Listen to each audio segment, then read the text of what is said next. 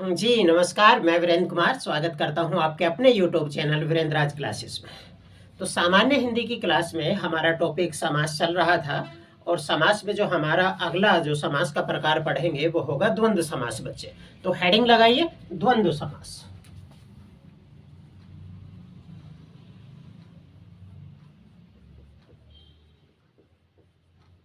द्वंद्व समास। अब द्वंद्व समास में पहला क्वेश्चन यही उठता है बच्चे कि द्वंद्व का शाब्दिक अर्थ क्या होता है। जो लिखा है ना द्वंद्व समास, तो इसका शाब्दिक अर्थ क्या होता है। तो द्वंद्व का अर्थ होता है दो या दो से अधिक वस्तुओं का जोड़ा। अगर मैं इसके अर्थ की बात करूं तो क्या होता है, दो या दो से अधिक, दो या दो से अधिक वस्तुओं का जोड़ा। वस्तु कह लीजिए, शब्द कह लीजिए, वस्तुओं का जोड़ा, वस्तुओं का जोड़ा। तो द्वंद्व समास में द्वंद्व शब्द का अर्थ क्या हुआ, दो या दो से अधिक वस्तुओं का जोड़ा। अब जैसे आप जानते हैं बच्चे कि समास के नियमों से बना जो संपूर्ण शब्द होता है उसे हम बोलते हैं समस्त पद। तो अगर मैं बात करूं समस्त पद की, यानी कि द्वंद्व समास का जो समस्त पद होगा उसमें कितने पद होंगे, तो आपने कहा जनरली दो पद होते हैं। जनरली कितने पद होते हैं बच्चे, दो पद होते हैं। एक होता है पूर्व पद, एक होता है पूर्व पद, और दूसरे को हम बोलते हैं उत्तर पद। उत्तर पद।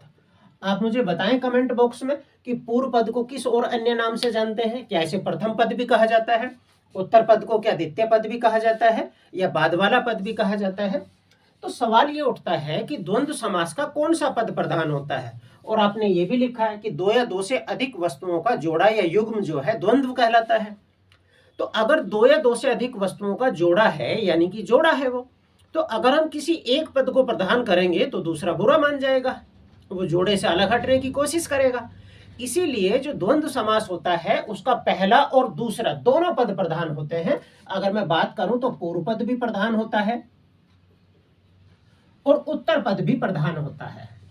उत्तर पद भी प्रधान होता है। और एक याद रखना, जब हम इन दोनों पदों की बात करें कि दोनों पदों के बीच, दोनों पदों के बीच आने वाला समुच्चय, समुच्चय समझ रहे हैं ना बच्चे, आने वाला समुच्चय का लोप हो जाता है या लोप हो जाता है। ये वाला से बढ़िया रहेगा वाले। तो दोनों पदों के बीच आने वाले समुच्चय का लोप हो जाता है। अब सवाल ये उठता है कि दोनों पदों के बीच में जो ये समुच्चय आएगा ये क्या है। तो अगर मैं बात करूं बच्चे, तो आप यहां नोट कर सकते हो कि विग्रह करने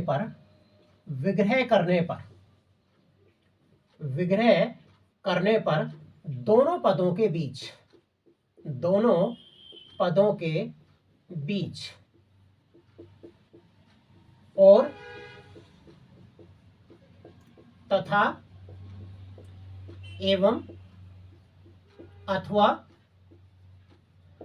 की जगह कभी या, जैसे योजक शब्दों का प्रयोग दिखता है, जैसे योजक शब्दों का प्रयोग होता है, योजक शब्दों का प्रयोग होता है। क्लियर है बच्चे। तो द्वंद्व समास की हमने बात करी जिसका प्रथम और उत्तर दोनों पद प्रधान होता है, और दोनों पदों का जब हम विग्रह करते हैं तो दोनों पदों के बीच में या तो और आ जाएगा, या तो तथा आ जाएगा, एवं आ जाएगा, अथवा आ जाएगा, या जैसे योजक शब्दों का प्रयोग किया जाता है। और जब आपने कहा कि दोनों पदों के बीच आने वाले समुच्चय का लोप हो जाता है बच्चे, एक और इसकी जनरल सी पहचान दी जाती है। अगर मैं एक पहचान की और बात करूं या ट्रिक की बात करूं बच्चे, पहचान की बात, तो आप ये कह सकते हो कि दोनों पदों के बीच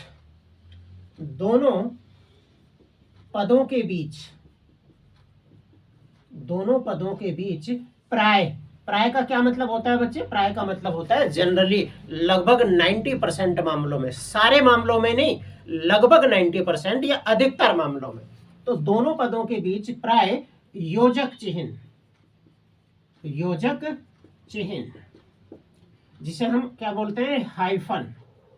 और हाइफन क्या होता है, इस तरह से का प्रयोग होता है, का प्रयोग होता है, का प्रयोग होता है। तो ये रहा द्वंद्व समास की परिभाषा, यानी कि वह समास जिसका समस्त पद में पूर्व पद और द्वितीय पद प्रधान होते हैं तथा दोनों पदों के बीच में और तथा एवं अथवा जैसे योजक शब्दों का प्रयोग किया जाता है, और जब उसका जो है विग्रह को खत्म किया जाता है तो उनके बीच में आने वाला जो समुच्चय होता है या योजक शब्द जो होते हैं वो गायब हो जाते हैं, लुप्त हो जाते हैं। अब हम इसके उदाहरण समझते हैं बच्चे। उदाहरण की अगर मैं बात करूं, जैसे मान लो आप यहां देखते हैं, उदाहरण की बात करते हैं, उदाहरण उदाहरण उदाहरण की बात करते हैं बच्चे। तो आपने कहा माता पिता, क्या कहा आपने? माता पिता। तो जब माता पिता आप तोड़ेंगे तो कैसे तोड़ेंगे बच्चे? तो आपने कहा माता और पिता, ऐसे तो तोड़ेंगे, माता और पिता। अब माता और पिता में कौन सा पद प्रधान हो सकता है बच्चे? दोनों पद प्रधान होंगे। आपने कहा भाई बहन, भाई बहन। आपने कहा पाप पुण्य, पाप पुण्य। आपने कहा दाल भात, दाल भात। इस तरह के जो शब्द होते हैं, और बहुत सारे शब्द हो सकते हैं। आपने कहा राधा कृष्ण, राधा कृष्ण, राधा कृष्ण। आपने कहा कुर्ता धोती, कुर्ता धोती।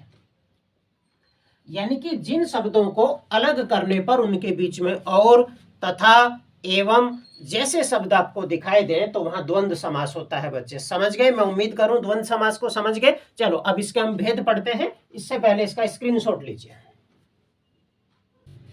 चलो बच्चों, द्वंद्व समास के हम भेद देखते हैं। द्वंद्व समास कितने प्रकार का होता है? जनरली अगर हम पेपरों की बात करें, अगर हम जनरली पेपर की बात करें तो द्वंद्व समास ही होता है। लेकिन उत्तर प्रदेश एसआई की परीक्षा में आप देखेंगे तो द्वंद्व समास के भेद से भी क्वेश्चन पूछा जाता है। तो द्वंद्व समास के भेद, द्वंद्व समास के भेद। और कितने होते हैं द्वंद्व समास के भेद? तो आपने कहा 3 प्रकार के होते हैं। कौन कौन से होते हैं? तो पहले की अगर मैं बात करूं, पहला होता है इतरेत्तर द्वंद्व समास। क्या होता है? इतरेत्तर द्वंद्व समास, द्वंद्व समास। दूसरा क्या होता है? दूसरा होता है समाहार, समाहार द्वंद्व समास, द्वंद्व समास। तीसरे की अगर मैं बात करूं तो तीसरा क्या होता है? तो आप कह सकते हो विकल्पक द्वंद्व समास, द्वंद्व समास। अब पहले एक उदाहरण लिखते हैं बच्चे, पहले एक उदाहरण लिखते हैं। जैसे मैंने कहा, आपने कहा अन्न जल। आपने कहा राधा कृष्ण, राधा कृष्ण। आपने कहा भाई बहन, भाई बहन। अब समाहार में आप बात करते हैं। आपने कहा कि नाश्ता पानी,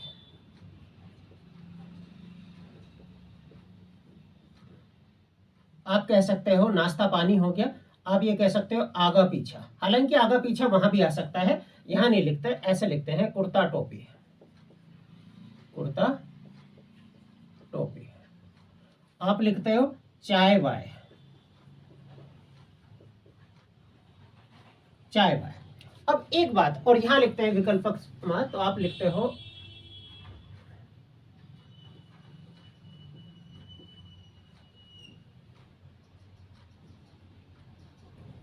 और दूसरा लिखते हैं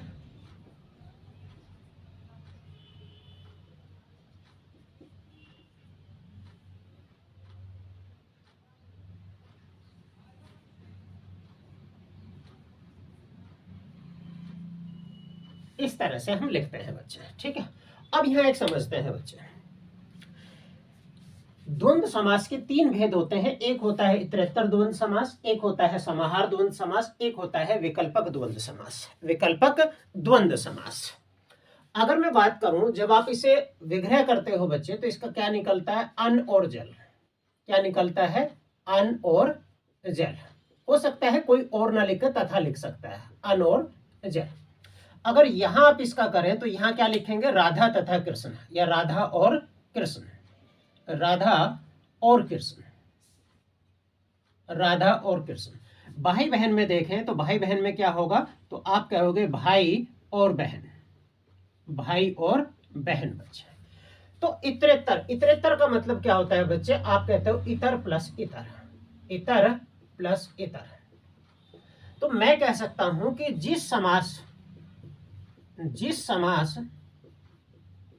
का विग्रह करने पर, जिस समास का विग्रह करने पर और तथा एवं जैसे योजक शब्दों का प्रयोग हो, जैसे योजक शब्दों का प्रयोग हो, योजक शब्दों का प्रयोग हो। समझ गए इसका मतलब? इसका मतलब ये हुआ, मैंने अथवा नहीं कहा, मैंने या नहीं कहा। तो जिस समास में यानी कि दो पद हैं और दोनों पद में और तथा एवं जैसे शब्दों का प्रयोग हो रहा है, तो आप कह सकते हो इतरेतर द्वंद्व समास है। जैसे अन और जल, राधा कृष्ण, राधा और कृष्ण, भाई बहन, भाई और बहन, आप कह सकते हो 25। और अगर आप यहां लिखना चाहो तो लिख सकते हो 25। मैं कहां लिखूं? यहां लिख लेते हैं, जैसे 25, 25। तो 25 को आप कैसे तोड़ते हो? आप ऐसे तो तोड़ते हो, 20 और 5, 20 और 5, इस तरह से। यानी कि जिस समस्त पद को तोड़ने पर पूर्व पद और उत्तर पद के बीच में और तथा एवं जैसे शब्दों का प्रयोग हो जाए, उसे इतरेतर द्वंद्व समास बोलते हैं बच्चे। अब यहां चलते हैं समाहार द्वंद्व समास। समाहार द्वंद्व समास क्या होता है? तो अगर मैं समाहार की बात करता हूं तो समाहार का मतलब होता है समूह। क्या मतलब होता है समाहार का मतलब? समूह।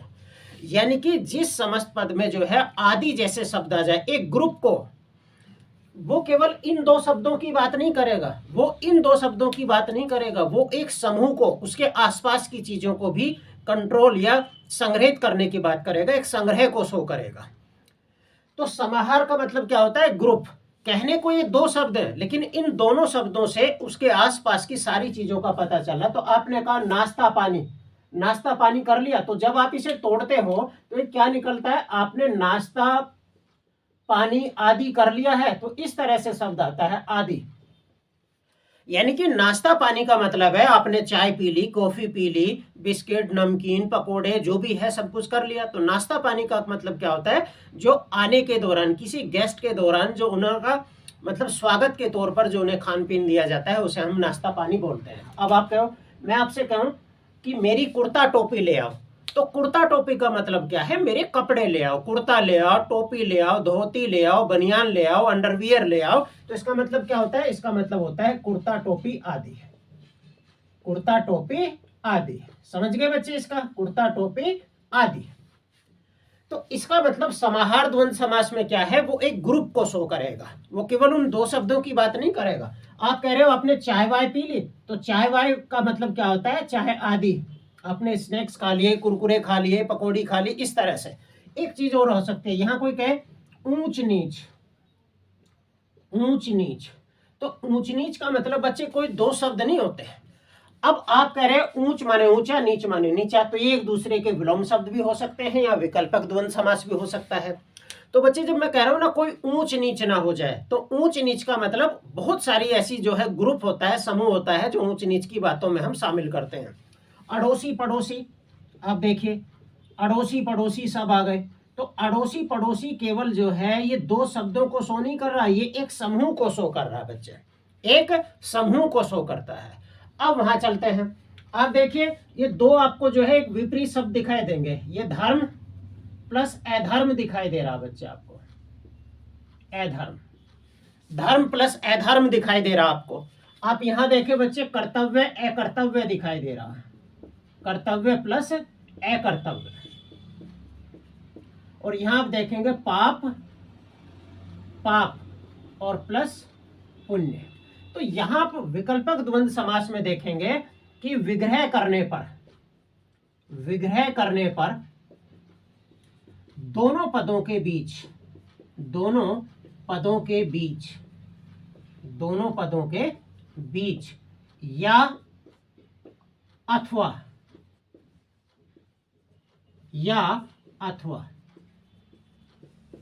जैसे योजक शब्द दिखते हैं, जैसे योजक शब्द दिखते हैं, यानी कि आप ये कह सकते हो कि विकल्पक द्वंद्व समास में दोनों पद एक दूसरे के विपरीत होते हैं। तो आप यहां ऐसे भी कह सकते हो कि दोनों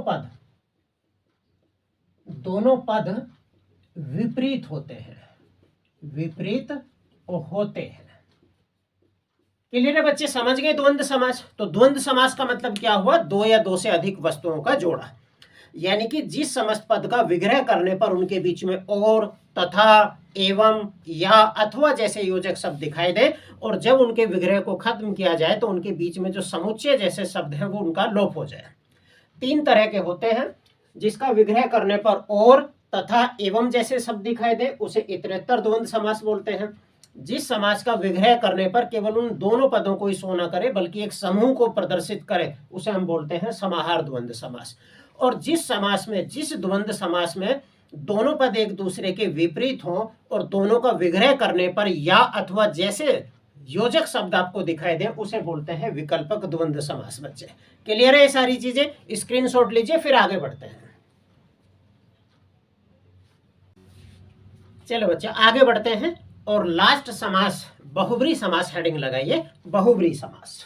तो अगला जो समास हम पढ़ने वाले हैं बहुब्री समास।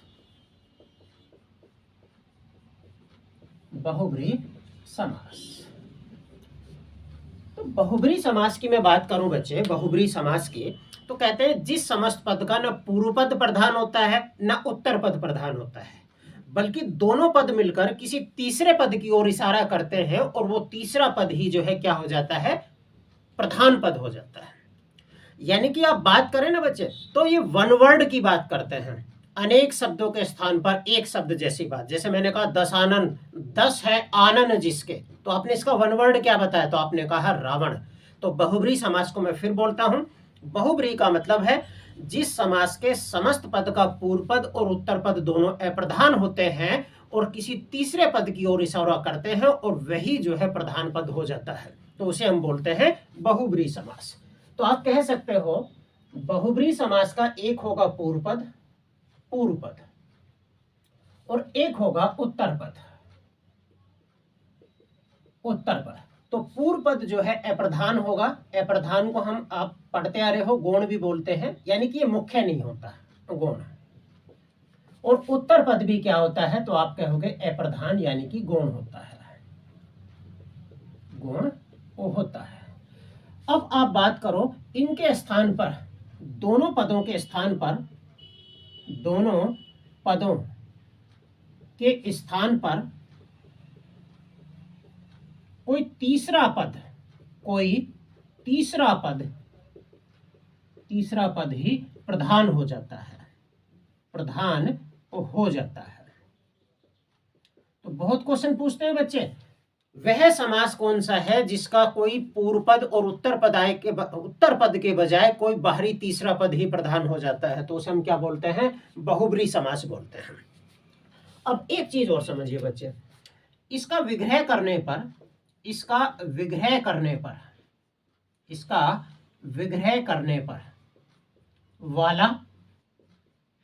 वाला, वाली, जिसका, जिसके, आदि शब्द दिखते हैं। तो अगर इस समास का आप विग्रह करोगे तो वाला, वाली, जिसके जैसे आदि शब्द दिखते हैं। जैसे अगर मैं उदाहरण की बात करूं, एग्जाम्पल की बात करूं, जैसे तो आपने कहा विषधर। क्या कहा आपने? विषधर। तो विषधर को कैसे आप करेंगे इसका विग्रह? तो आप क्या कहेंगे? विष को धारण करने वाला, विष को धारण करने वाला, विष को धारण करने वाला। और विष को धारण करने वाला बच्चे कौन है? तो आपने कहा भगवान शिव। भगवान शिव ने विष धारण किया था। तो आप देखिए पहला क्या है शब्द? विष। और दूसरा क्या है? धर। धर माने धारण करना, यानी कि विष को धारण करने वाला। तो कोई तीसरा ही जेहन में हमारे आ गया, यानी कि आपने कहा शंकर हो गया ये। तो आपने कहा मृत्युंजय। क्या कहा आपने? मृत्युंजय। तो मृत्यु और जय यानी कि मृत्यु को जीतने वाला। तो जब आप इसका जो है विग्रह करते हैं तो क्या निकलता है? तो आपने कहा मृत्यु को जीतने वाला, मृत्यु को जीतने वाला। और मृत्यु को जीतने वाला किसे कहा जाता है? भगवान शिव को ही जो है मृत्युंजय कहा जाता है। शिव का ही और देखिए, आपने कहा चंद्रमौली, क्या कहा आपने? चंद्रमौली। तो चंद्रमौली को जब आप तोड़ते हो तो क्या कहते हो?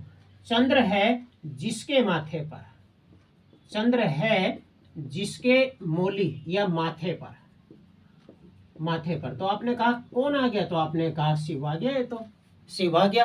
तो चंद्र है जिसके माथे पर, चंद्रमौली। या आपने कहा दशानन, दशानन।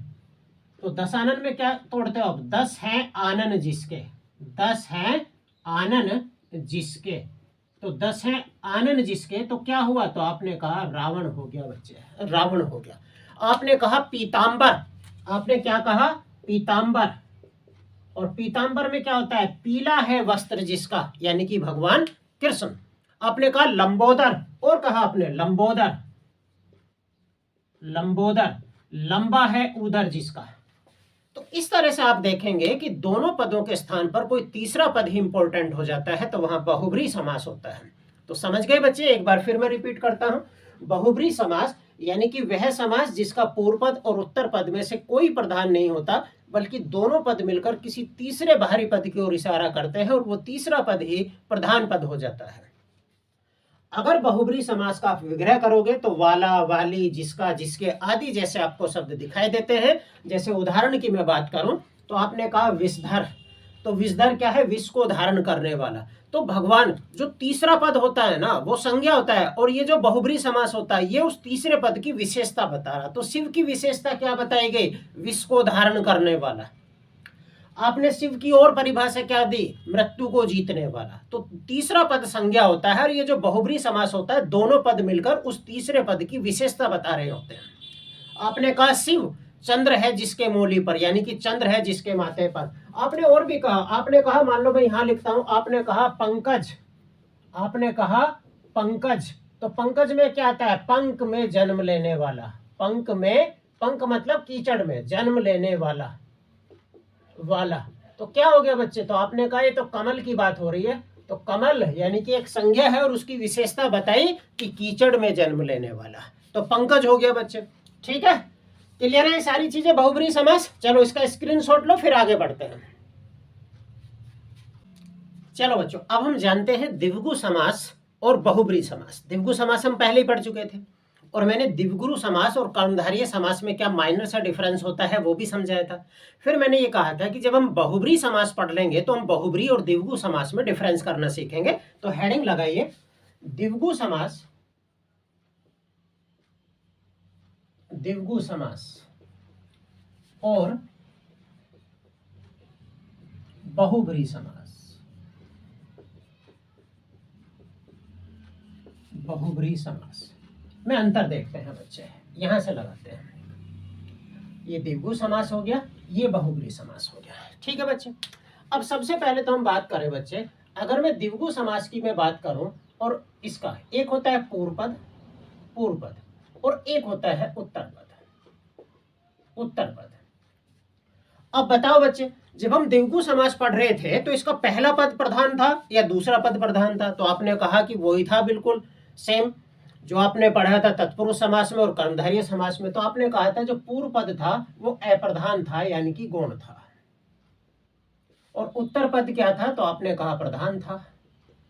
और अगर यहां बहुब्री समास की मैं बात करूं, बहुब्री समास की, तो इसका पूर्व पद क्या था बच्चे? पूर्व पद और उत्तर पद, उत्तर पद। तो आपने कहा ये भी अप्रधान है, ये भी अप्रधान है, और ये भी अप्रधान है। तो एक डिफरेंस तो ये हो गया कि द्विगु समास का पूर्व पद अप्रधान होता है, गौण पद होता है, और उत्तर पद जो है प्रधान पद होता है। जबकि बहुब्री समास के पूर्व और उत्तर दोनों पद अप्रधान होते हैं और कोई तीसरा पद ही प्रधान होता है। यहां देखिए बच्चे, दूसरा अगर मैं बात करूं, दूसरा, तो आप कह सकते हो कि पहला पद, पहला पद संख्यावाची विशेषण होता है, विशेषण होता है।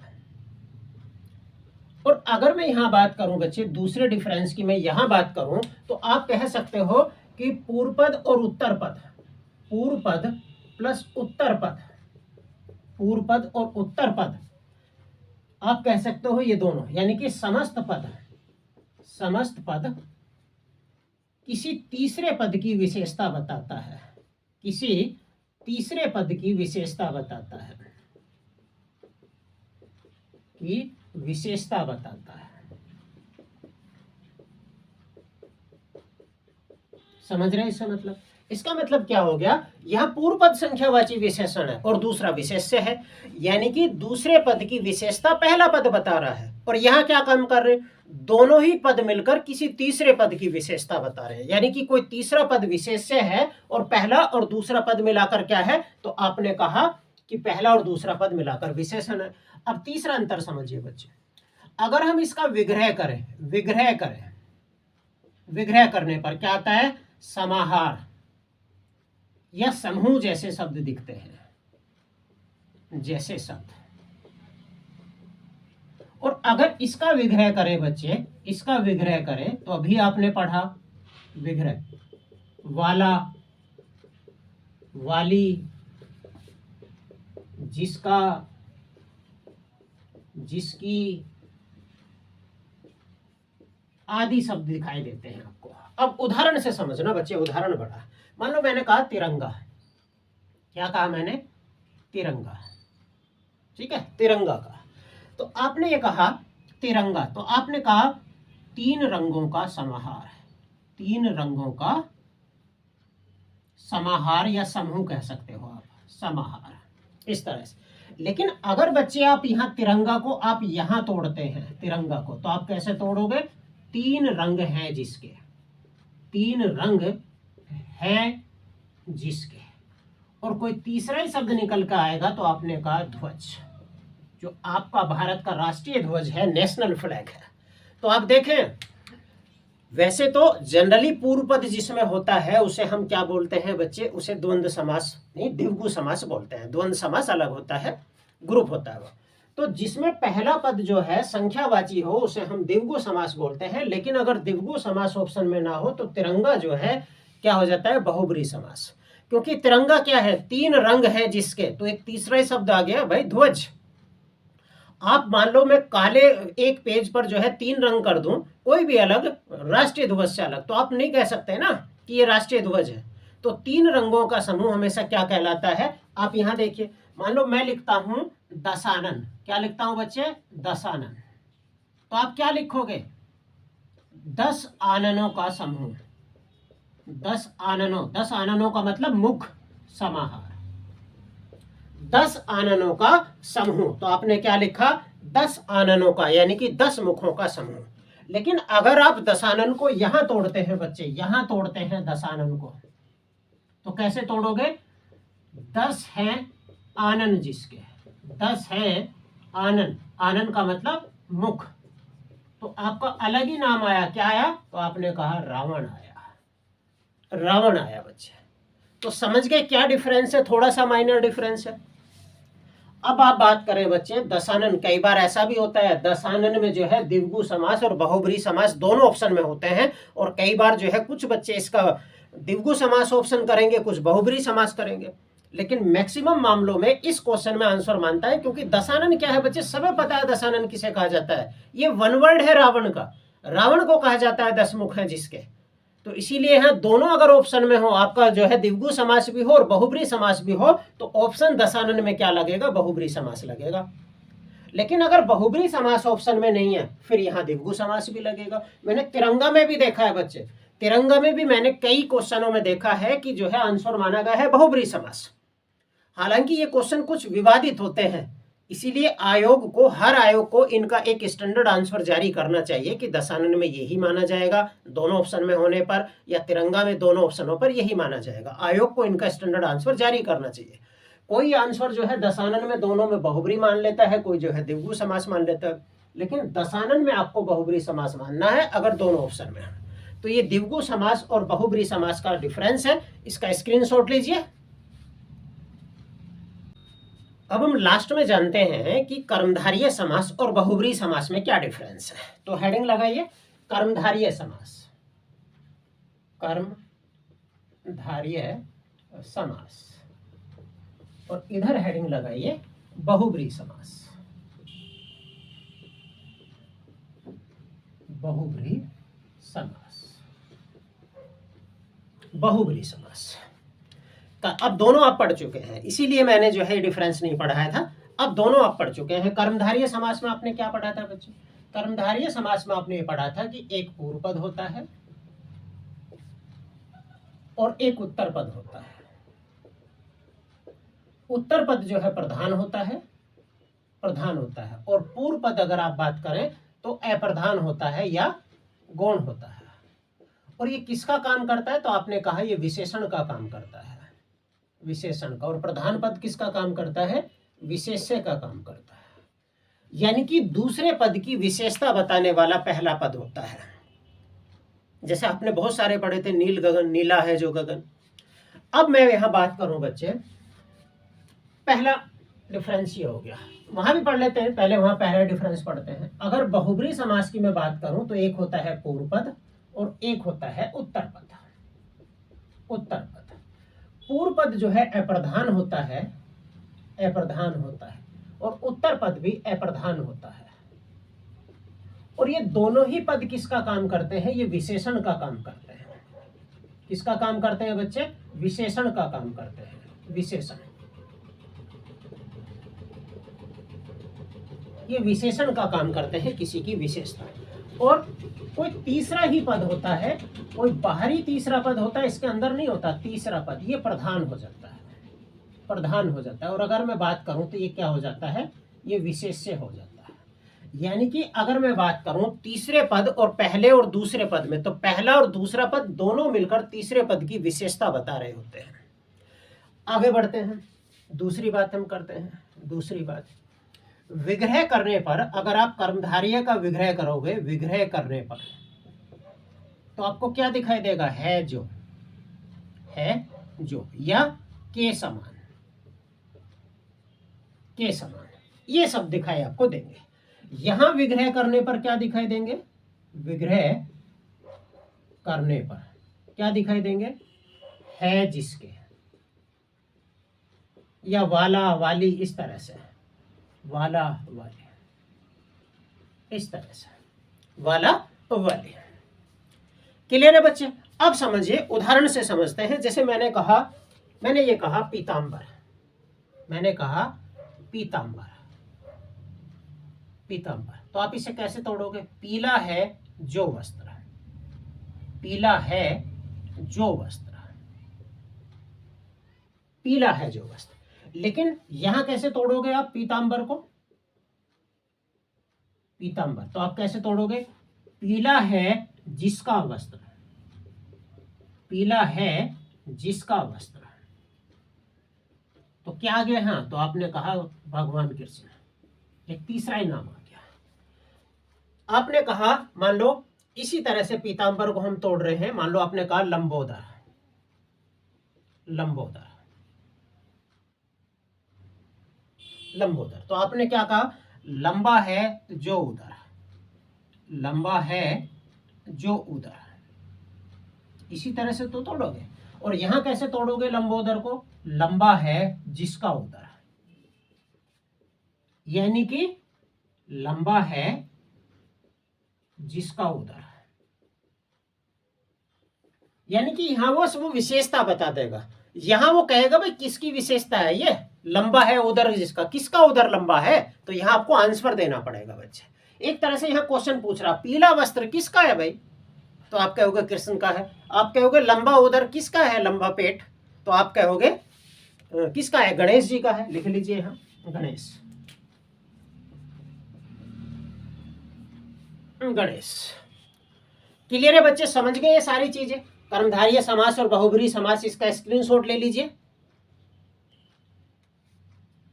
चलो, इस तरह से बच्चे आपका समास का कंप्लीट टॉपिक हो गया। आपका जो है सारा कंसेप्ट, सारे समास मैंने पढ़ा दिए हैं। और समास, मुझे नहीं लगता कि इसको करने के बाद बस आपको क्वेश्चन प्रैक्टिस करनी चाहिए। जितने भी क्वेश्चन इससे पूछे गए हैं, उसके बाद कोई क्वेश्चन आपका छूटता है, मुझे पूरी उम्मीद है कि आप ये कंटेंट पढ़ने के बाद जो आपकी समझ बनेगी, उससे आप सारे क्वेश्चन कर ले जाएंगे। तो चलिए बच्चे, हमारे द्वारा पढ़ाया गया इस चैनल पर कंटेंट अगर आपको पसंद आ रहा हो तो आप जो है चैनल को सब्सक्राइब करें बच्चे, हमारी वीडियो को लाइक करें और शेयर भी कर दिया करें बच्चे। और किसी भी तरह की कोई इंक्वायरी हो, कोई जानकारी हो, क्लास को बेहतर कैसे बनाया जा सकता है या आपको अच्छी लग रही है, हमारा उत्साहवर्धन के लिए कमेंट भी जरूर करें बच्चे। तो चलो बच्चों, फिर अगले टॉपिक के साथ अगली क्लास में मिलते हैं। तब तक के लिए जय हिंद मेरे प्यारे बच्चों।